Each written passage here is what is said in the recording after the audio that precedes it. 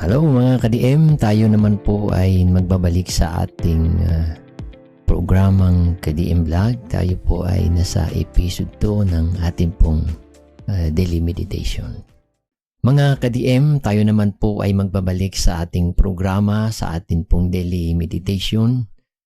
At marami pong salamat sa patuloy po ninyong pag-antabay at pagtangkilik ng ating programa. Sa ngayon po ay tayo'y dadako sa ating ikalawang episode kung saan nasa verse 2 po tayo ng Book of Psalms. At noong unang episode atin pong tinalakay doon ang isang mapalad na tao sa Biblia, yung pong taong hindi sumunod sa masamang payo.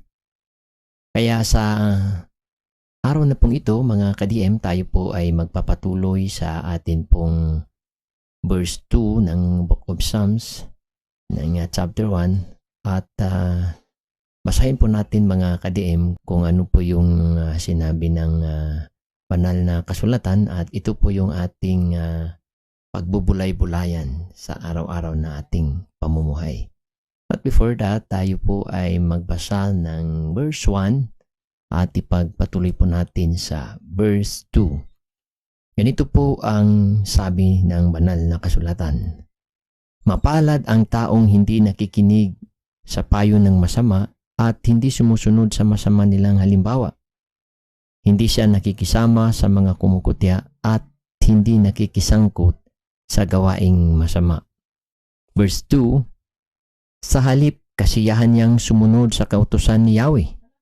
Binubulay-bulay niya ito sa araw at gabi. Mga ka-DM, dito po ating nabasa na yun pong karugtong ng verse 2. At ang sabi po doon sa verse 1, mapalad po yung taong hindi sumunod sa masamang payo at masama nilang halimbawa. Bakit po mga kapatid? Sapagkat sa verse 2, sabi niya rito ay sa halip, kasiyahan niyang sumunod sa kautusan ni Yahweh. Binubulay-bulay niya ito sa araw at gabi. So, mga ka-DM, ito po yung dahilan ng taong mapalad na ito kung bakit siya hindi sumunod sa masamang payo at sa masamang halimbawa ng mundo sapagkat ay meron po siyang salita ng Diyos. Meron po siyang kautusan ng Diyos. Meron po siyang daladalang salita ng Diyos na pinagbubulay-bulay ito. At nakita po natin rito mga kapatid, hindi lamang sa meron siyang salita ng Diyos, hindi lamang na meron siyang kautusan ng Diyos, pero sa nabasa po natin na naging kasiyahan niya po ang pagsunod ng salita ng Diyos. Abay, marahil po marami sa atin na mga mananampalataya ang laging kasiyahan ay yung pagsunod sa salita ng Diyos, sa kautusan ng Diyos, at marami rin pong iba na nalungkot doon sa salita ng Diyos sapagkat ay hindi po nila ito sinunod, hindi po nila na kasiyahan ang pagsunod ng salita ng Diyos. Marami po tayong mga biblical example na mga taong sumusunod sa salita ng Diyos mula sa Old Testament. Now, in Old Testament time, nabasa po natin sa book ng Samuel, yun pong kalagayan o karanasan ni Haring Saul. Noong sa kanyang huling paghahari, siya po ay hindi na nakinig sa salita ng Diyos. Kaya yung pong presensya ng Diyos ay wala na po doon sa kay Haring Saul ng Old Testament time. At maging sa panahon ng New Testament time, marami rin po tayong mga biblical example, even ang panahon ng ating Panginoong Hesus. Siya mismo, sinabi niya sa John chapter 4 verse 34 na ang kanyang pagkain ay yung pagtupad ng kalooban ng nagsugo sa kanya ng ating pong Diyos Ama. Kaya Sa ating pong panahon ng ating Panginoong Hesus, naging kasiyahan niya ang pagsunod sa utos ng kanyang amang nasa langit sa kanyang kapanahunan in New Testament time era, na kasiyahan niya ang laging pagsunod sa salita ng Diyos. At ganoon din po sa panahon ng epistle, sa panahon po ni Apostol Pablo. Kahit siya ay nakulong, kahit siya ay pinaglulutos, pero mga ka-DM ay naging kasiyahan niya pa rin ang pagsunod sa kautusan ng Diyos, yung pong ipalaganap ang salita ng Diyos maging sa Asia Minor at sa lahat ng dako ng Gentiles nation. Si Apostol Pablo po ay kanya pong tinupad ang kautusan ng Diyos na ipamahagi ang salita ng Diyos sa bawat tao. Kaya po sa panahon po natin ngayon, napakaraming mga taong naging kasiyahan din po nila ang pagsunod sa kautusan ng Diyos. At marami rin pong mga taong nalungkot doon po sa salita ng Diyos sapagkat meron pong mga bagay na hindi pa nila i-give way, hindi pa nila po i-give up. Katulad na lamang po ng panahon ng ating Panginoong Hesus, yung pong batang mayamang na lalaki, na makita po natin yan sa bagong tipan, yung pong batang mayaman na lalaki na kung saan mga ka-DM ay nalungkot sa pagsunod ng salita ng Diyos sapagkat ito pong batang mayaman na lalaki na ito ay sobrang yaman at ubod ng yaman, na noong nagkausap po sila ng ating Panginoon Hesus, sinabi niya na kanya daw pong natupad ang kautusan ng Diyos.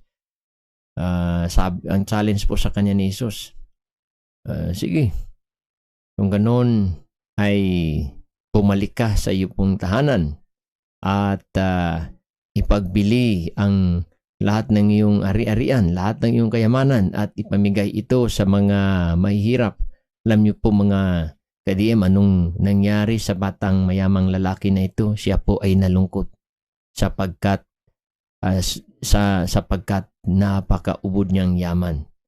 At nalungkot po ito dahil ayaw niyang i-give up, ayaw niyang i-give way yung kayamanang meron sa kanya. Now, mas mahalaga mga ka-DM yung pong ating pagsunod sa salita ng Diyos, sa kautusan ng Diyos. Alam niyo po mga ka-DM na mas mahalaga ang ating pong pagsunod kaysa sa man pong mga bagay-bagay na ating pong ihandog. For Samuel chapter 15 verse 22, ang sabi po doon mga kapatid, obedience is better than sacrifice. Kaya yung pong panahon ni King Saul, noong hindi siya sumunod sa salita ng Diyos, akala niya po'y maganda yung kanyang ginagawa sa harapan ng Diyos na hindi naaayon sa kautusan at doon sa salita ng Diyos. Kaya mga ka-DM, hoping and praying, tayo po yung mga taong kasiyahan natin ang pagsunod sa salita ng Diyos. At pagbubulay-bulayan po natin ito sa araw at gabi sapagkat ito pong salita ng Diyos ay napakalaking magagawa sa bawat buhay po natin bilang mga tao, bilang isang individual. Saan ka man ngayon sa sulok ng mundo, ka-DM, naway kung meron pong utos o meron pong salita ng Diyos na sa iyo pong puso, abay, sundin po natin ito sapagkat napakagandang sumunod sa salita ng Diyos. Magiging kalakip man ito ay suffering, troubles, o whatever na mga circumstances, pero ang pagsunod ng salita ng Diyos mga ka-DM ay napakahalaga. Kaya nga, obedience is better than sacrifice. Katulad po ng ating nabasa, isang taong mapalad sapagkat hindi siya sumunod sa mga masasamang payo, and at the same time, kasihan niya ang sumunod sa kautusan ng Diyos. Kahit po na hindi tayo sumunod doon sa masasamang payo kung hindi naman nating kasiyahan ang pagsunod sa salita ng Diyos ay marali pong kabuluhan. Bagamat ito pong contrast na dalawang ito, hindi po tayo sumunod sa masamang payo, sa masamang mga halimbawa. Pero mga ka-DM, gawin din po natin yun pong mahahalagang mga bagay na ipinag-uutos ng Diyos sa atin. Kaya nga, love your God with all your heart, your mind and soul, and love your neighbor as yourself. So, mga ka-DM, naway kasiyahan po natin ang pagsunod sa salita ng Diyos. Dito lamang muna po tayo at abangan naman po natin ang ikatlong episode at proceed naman po tayo sa ating verse 3 sa ating pong next episode. Marami pong salamat. God bless, tayo po'y manalangin. Panginoong Diyos na makapangyarihan sa lahat, ang Diyos po ni Abraham na Isaac at ang Diyos ni Jacob, kami po ay taos-pusong nagpapasalamat, Panginoon, sapagkat lagi mo po kaming tinuturuan upang ikaw ay aming mapaglingkuran sa bawat buhay po namin. Kaya't Ama, sa araw na pong ito, patuloy mo po kaming turuan upang patuloy na sumunod sa iyo pong kautusan, sa iyo pong mga salita, at patuloy mo po kaming bigyan ng kaalaman karunungan upang amin po itong magampanan sa bawat araw naming pamumuhay. Panginoong Diyos na aming Ama, pagpalain mo po ang mga kaanakan mo na nakapakinig ng iyo pong salita at ilagay mo po sa aming puso't kaisipan nang sa ganun, Lord God, mamuhay po kami ng may pananampalataya, may takot sa iyo, at mamuhay po kami ng may pagsunod sa iyo pong mga salita. Marami pong salamat sa araw na ito. Lahat po ng kapurihan, kalwalhatian at pagpasasalamat ay tanging sa iyo lamang namin iaalay sa matamis na pangalan ni Kristo Jesus na aming Diyos at tagapagligtas. Amen at amen. Marami pong salamat mga ka-DM at God bless po sa ating lahat.